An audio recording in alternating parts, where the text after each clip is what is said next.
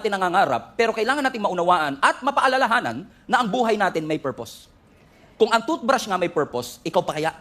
Kung ang ilaw nga may purpose, ikaw pa kaya? Ang toothbrush, ang purpose niya, ipanglinis ng ngipin. At least siya, alam niya ang purpose niya. Ikaw, ako, tayo kaya? Ano ba ang purpose natin? Ang purpose lang ba talaga natin magtrabaho ng magtrabaho araw-araw, kumain, matulog, tapos na? O may mas malalim na meaning ang buhay? Kumbaga, sa pangarap, laging sinasagot yung tanong na, ano bang gusto kong mangyari sa buhay ko? Pangarap yan eh.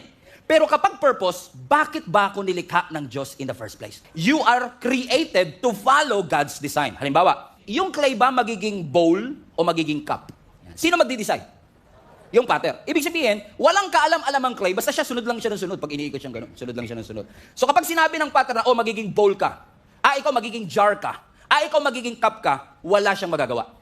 Now, pwedeng mangarap yung clay. Sabihin niya, gusto kong maging espada. Yan. Halimbawa, yung clay sabi niya, habang inuulma siya, Sir, pwede ba ako maging espada? Pwede kang mangarap, pero nakadetermine pa rin yung future mo doon sa pattern mo. So, ibig sabihin, walang problema mangarap. Pwedeng mangarap ang clay na pwede siyang maging sword. Pero ang tanong, yung clay ba nakadesign para maging espada? No, hindi siya nakadesign para maging espada. Ang espada kayang mag-cut. Ang clay, hindi niya kaya yon. So, kahit anong effort ng clay, hindi niya magagawa yung bagay na hindi niya design.